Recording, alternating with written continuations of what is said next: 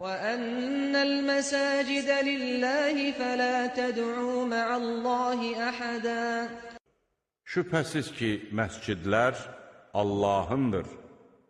Allahdan başqa heç kəsə dua etməyin. Möhtərəm müsəlmanlar, mən birinci təqvalı olmazsa çağırıram. Allah subhanətə alənin rəhmətindən o bizə bəzi əməllər nəsib edib ki, biz onunla özümüzü həlakdan qoruyaq, onunla öz savabımızı artıraq. Və bunun üçün Allah subhanətə alə kitablar yollayıb və Peyğəmbərlər yollayıb o kitabları başa salmaq üçün.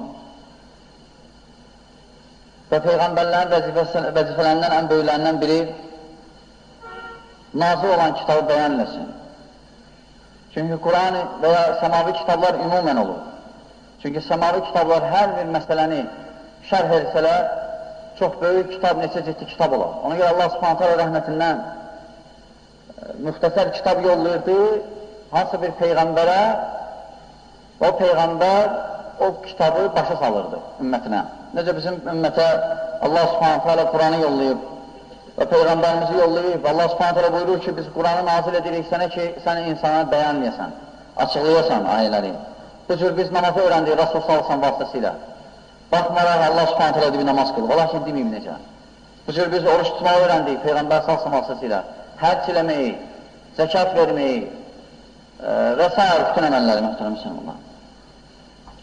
Və Peyğəmbər sallallahu aleyhi ve sellem hər şeyi bizə bəyanlayıb, nə bizi həlak edər həmçinin, nə bizi nəcat tapdırar, nə bizim xətalarımızı aparar, nə də bizim o əməllər ki, hansı ki, dərəcələrimizi artırar.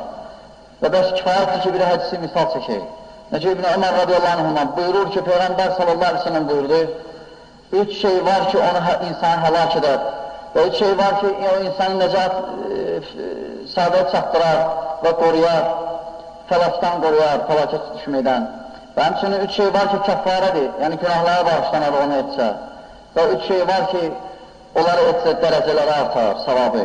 Amma həlak edən 3 şey, paxıllıq, çoxlu paxıllıq etmək, öz nəfsinə tabi olan və özündən razı olan. Bu 3 şey həlak edir insanı. Amma 3 şey nəcat tapan, qəzəbli halda və qəzəbsiz halda adil olmaq, fəqir və varlı olanda niyyəti, qəsdi, saf olmaq, təmiz olmaq və Allah subhanətə alədən həm görünəndə, həm görünməyəndə Allah subhanətə alədən qorxmaq. Amma kəffarə, ancaq günahları bağışlayan əməllər isə bir namazı qılandan sonra oturub oruçlu namazı gözləmək və həmçinin soyuq havada dastamaz almaq və həmçinin cəmaat namazına meçidə getmək. Amma o 3 əməl ki, insan dərəcəsini artırar, ac olan, suz olan adamlara yemək vermək, salamı yaymaq və həmçinin cəmaat yatan vaxtı, gecə vaxtı namaz qılmaq. Və bu hədis səhihdir, möhtərəm müsəlmanlar. Və bu Peyğəmbər sallallahu aleyhi və aleyhi və səlləm vəsiyyətidir ümmətinə. Və ən birinci Peyğəmbər sallallahu aleyhi və səlləm bəyanlayır ki, o 3 şey ki, hansı ki, həlakə aparır insanı. Onlardan ən birinci buyurur ki, paxıllıq. Və paxıllıq, ümumən 3 şey, bu 3 şey həlak edən, bu xəstəlikdir insan üçün. Paxıllıq, öz nəfsinə tabi olan və özündən razı olan. Və əgər kim yoxlu özvü, əgər bu xəstəlikdən səndə varsa, çalış özvü hələlik bu dünyada xilası, tövbə ilə, yaxşı əməllərlə, yox əgər yoxdursa qorxkinə düşərsən bu xəstəliyə və onu görə özvü qorukinə. Və Peyğəmbər sallallahu aleyhi ve sellem buyurur ki, ən birinci paxıllıq.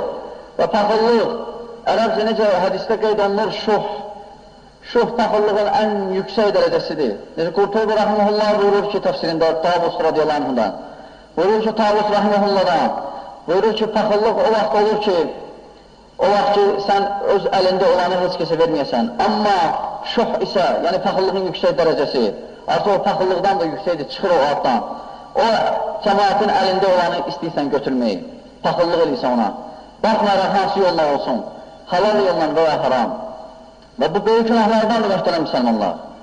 Ona görə, necə Peyğəmbər, Allah subhanətə həmçinin Peyğəmbər sallallahu aleyhi ve sellem bu barədə buyurub, Allah subhanətə buyurur ki, kim bu tür paxıllıqdan əl çəkməsə, o həlak olacaq. və kim bu cür paxıllıqdan əl çəksə, o nəcət tapacaq. Allah Subhanahu buyurur: وَمَنْ يُوقَ شُحَّ نَفْسِهِ فَأُولَٰئِكَ هُمُ الْمُفْلِحُونَ. Həşr surəsi 9-cu ayə. Yəni kim bu cür paxıllığı tərk eləsə, onlar da nəcət tapan. Həmçinin Peyğəmbər sallallahu aleyhi ve sellem buyurur ki, bu cür paxıllıq insanı həlak edər. Çünki zülm etmək, qiyamət günü zülmətdə olmaqdır. Və həmçinin paxıllıqdan da, yəni paxıllığın yüksək dərəcəsindən də özünüzü qoruyun. Çünki paxıllıq sizdən qabaqçılar paxıllıq həlak etdi, məhv etdi və səbəb oldu, qan töküldü və məhrəmlər halal edildi, haramlar halal edildi. Müslim rivayət edib. Həmçinin möhtərəm müsəlmanlar Peyğəmbər sallallahu aleyhi ve sellem bu cür paxıllığın yüksək dərəcəsini 7 həlak edən şeylərdən birini qeyd edir. Və Peyğəmbər sallallahu aleyhi ve sellem bir gün buyurdu ki, həlak edən şeylərdən özünüzü qoruyun. Dedilər, ya Rasulallah, o hansılardır?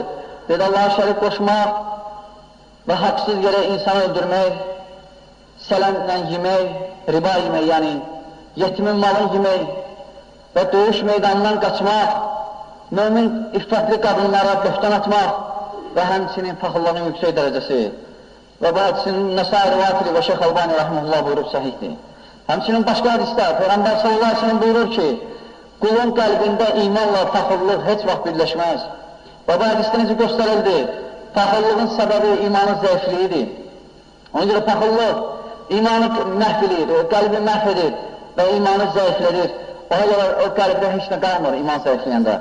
Ona görə görsən namaz qılır, lakin imanın zəifliyindən namaz ona təsirləmir. Görürsən zəkat verir, lakin zəkat ona təsirləmir. Həcc edir, lakin həcc ona təsirləmir. Ona görə bəzi insanlar deyəndə ki, nə üçün filan kəs namaz qılır, lakin düzəlmir. Nə üçün filan kəs həcc elədir, düzəlmədir. Nə üçün başqa əməllər edir, düzəlmir. Çünki iman zəifdir, qəlb həşəratla doludur, paxıllıq və s. və s. və s. Həmçinin möhtərəm müsəlmanlar, Peyğəmbər sallallahu aleyhi ve sellem buyurur ki, paxıllıq edənlər qiyamətə yaxın daha da çox olacaq. Necə Əbu Hureyra radiyallahu anh buyurur, Peyğəmbər sallallahu aleyhi ve sellem buyururdu ki, axır zamanda vaxt qıssalacaq, zamana belə yaxınlaşacaq, vaxt tez keçəcək, insan özü hiss eləməyəcək, həmçinin əməl azalacaq. Danışan çox olacaq ki, əməl azalacaq. Necə başqa rivayətdə buyurur ki, elm azalacaq, yəni savadlılar. Və həmçinin buyurur ki, paxıllıq çox olacaq.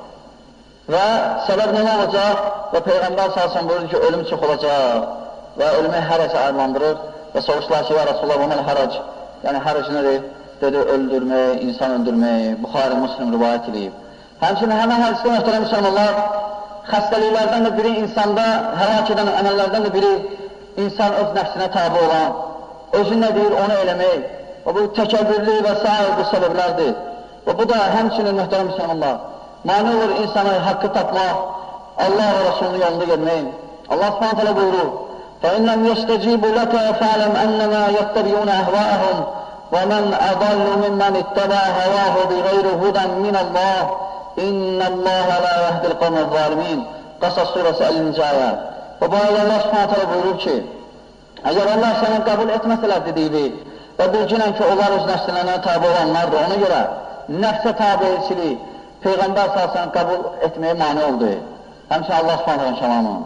Və Allah s.ə.v. buyurur ki, öz nəfsinə, sənin yolu, Allah yolunu tərk edib, öz nəfsinə tabi olandan daha da zərarətli olan varmı? Və Allah s.ə.v. azalmaya hidayət verməz. Qasas surəsi 50-ci ayə. Ona görə mühtərəm müsəlmanlar, insan gərək təkəbbürlükdən və öz nəfsinin şəhvətlərindən çəkinə və öz nəfsin nə istəyir, ona tabi olmayaq. Gərək Allah və Rasulü hər şeydən üstə olur tabiçilikdə. Və həmçinin bilginən ki, bu sənə daha da aydınlaşdırır, o vaxt ki, çox vaxt deyəndə ki, ne üçün, məsələn, mən haqqı deyirəm, bəzi insanlar qəbul etmir. Çünki öz nəfsələrinə tabidirlər ona görə. Nəfsə tabi olmaq insana mani olur, haqqı qəbul etməkdən. Həmçinin adi misal çəkir möhtərəm müsəlmanlar, sigaret çəkən. Bu sigaret çəkənə deyəndə ki, ne üçün çəkirsən? Deyir ki, Allah deyiləm ziyandır. Onun ki, başa sala bilmir, ne üçün? Başa sala bilmir ki, ne üçün? Çünki nəfsinə tabidir. Nəfsinə tabidir ona görə. Nəfsə tabi olmaq, iman zəifliyi, mani olur insan adi bir misalla, yəni çəkməklə. Həmçinin möhtərəm müsəlmanlar bu cür içki, bu cür qadınlar başatır gəzməkləri və s. və çox günahlarına fikir verirsən, səbəbi nədir? Öz nəfsəlinə tabi olmaqdır. Həmçinin möhtərəm müsəlmanlar, üçüncü xəstəlik hansı ki, insan həlak edir, necə Peyğəmbər s.ə.v buyurdu, özündən razı olmaq, özündən yüksək fikirdə olmaq və bu da böyük xəstəliklərdən biridir, müstərəm müsəlmanlar. İnsanlar çoxsu buna düçar olub. Ola bilər, bu cür yollarda olur əməllərdə və bəziləri özündən razıdır ticarətdə və bəziləri özündən razıdır öz qohumlarında və bəziləri özündən razıdır elmdə və bəziləri əməldə və s. belə danışdığı qutarmıyor. Ona görə Peyğəmbər s.ə.v insanlara həlak edən şeylərdən çəkindirmək üçün bu üç əsas misal çəkdi. Və bax ki, iblisin həlak olmağına səbəb nə idi? Özündən razı olmaq. Və dedi ki, iblis, o vaxt ki, səcdə-i mani oldu Ədəm əleyhissalama, hörmət səcdəsinə, Allah-u Teala əmri ilə dedi ki, mən ondan üstünəm. Özündən razı idi, özünü üstü görürdü. Ona görə özündən razı olmaq, öz sahibin, yəni o insanı həlak edər mühtəmin müsəlmanlar. Və kifayət edir, Kəhf surəsi 32-ci ayədən 42-ci ayədən necə özündən razı olmaq, özündən yüksək fikirdə olmaq, necə insanı həlak edir. Və Peyğəmbər s.ə.v bu hədisin əvvəlində üç şey fəqət toxundu, o da insanı həlak edən əməllər, o da paxıllığın yüksək dərəcəsi, öz nəfsinə tabi olan və həmçinin özündən razı olan.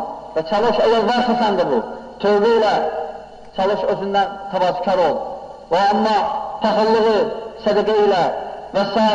malicə ilə. Amma öz nəfsinə tabi olmaqla çalış haramdan çəkin. Və Peyğəmbər Allah və Peyğəmbər Rasulullah s.ə.v əhkamlarını üstün tut hər şeydən. Amma özündən razı ol, çalış, təvazükar əməllər çox et və özünlə cihad et, özünlə, öz nəfsinlə. Allah subhanətələ bizə işli faydalardan etsin və Allah subhanətələ millətimizə hidayət versin. Allah subhanətələ bizi fitnədən və fitnə əhlindən qorusun. أقول هذا واستغفر الله لي ولكم ولسائر المسلمين من كل ذنب استغفروه إنه هو الغفور الرحيم. الحمد لله رب العالمين والصلاة والسلام على أشرف الأنبياء والمرسلين سيدنا محمد وعلى آله وأصحابه أجمعين. İbadallah. Həmçinin mühtərəm müsəlmanlar, insan gerək cürbəcür şairlərə və cürbəcür fitnəkarların sözlərinə uymasın və gerək fitnəyə gedməsin. Və son vaxtlar görürsünüz, adlarımız çox hallanır. Bizim məscidin adı, hansısa bir xavaricə tuturlar, ixvanı, hansı ki bizim məscid ondan uzaqdır. Bizim məscid o cür insanların çox əlaqəsi yoxdur tamamən. Lakin avamlar bəziləri nəsə eləyirlər, bizim məsciddə yoxdurlar. Gör ki, bizim məsciddə nələrsə danışılır. Vallahi, heç nə danışılmır, hər şeydə şahiddə, hər kəsdə və bizim məsciddə qorxulu bir məsələ yoxdur, əksinə. Buraya yığışanlar hamısı öz millətini və öz vətəni sevən zamanlardır və biz heç vaxt siyasətə qarışmamışıq. Bəzilər qorxur ki, nəsə qarışarıq və s. Biz əgər qarışıq elə o vaxt qarışardıq. Əgər qarışmamışsa, deməli qarışmamışıq və qarışmıcıq da. Biz sadəcə öz ibadətimizi eləyirik və öz millətimizi o zülmətdən Allah və Rasulü göndərdiyi nuru çatdırır. Kim qəbul edir, qəbul eləsin, kim qəbul hələ baxsın, getsin o zülmətdə də. Və lazım deyil, həmçinin ümumiyyətlə gərək jurnalistlər gərək ehtiyatda olaq. Çıxardanda da gərək kişi çıxartsınlar və kişi oxşayan. Aydındır, yoxsa eləsin çıxardılar, heç bilmirsən səs hardan çıxır. Bilmirsən səs hardan çıxır, sünnətlə eləməkdənsə, sünnətlə məşğul olmaqdansa durub gör kimdən fikir alırlar. Onun üçün jurnalistlər gərək ehtiyatda olmalıdırlar, hər adamdan söz götürmək olmaz. Dini məsələlərdə gərək ehtiyatda olasan, gərək savadlı adamlar danışır dinlə oynama olmaz, hansısa bir fitnə eləmək olmaz, aydındır. Ona görə həmçinin fitnəyə də gelmək lazımdır, hansısa xəbis, hansısa mürtədin biri və ya Allah bilinlə nəsə deyəndə lazımdır, səbir eləmək lazımdır. Əlhamdülillah biz Rasulullah yolundayıq və biz heç nəyə qarışmırıq və dövlətin əleyhinə də deyirik, heç nəyə əleyhinə və biz Allah subhanətlə dininə əlhamdülillah zülmətdən çıxmışıq nura və öz millətimizdən bunu istəyirik. Kim qəbul eləsin, eləmir, hələ eləməsin, qalsın zülmətdə. Vəssalam. Amma lazım da öyle yazmaq harasa, bizim məscid heç vaxt siyasətə qarışmayıb və qarışmayacaq da. Fəqət bəzi naftlər, onlara oxşayanlar istəyirlər, nəsə bizdən qorxunc sima yaratsınlar və s. Və hələ deyil, biz heç vaxt qorxuz, biz əksinə, biz xeyr vermişik millətimizə və vətənimizə. Allah subhanətə bizə eşitli faydalardan etsin. Allah subhanətə kim bizə pislik istəyirsə, o pisliyi onun özünün etsin, yarab. أقول هذا عباد الله إن الله يأمر بالعدل والإحسان وإيتاء ذي القربى وينهى عن الفحشاء والمنكر والبغي يعظكم لعلكم تذكرون ولذكر الله أكبر والله يعلم ما تصنعون وأقم الصلاة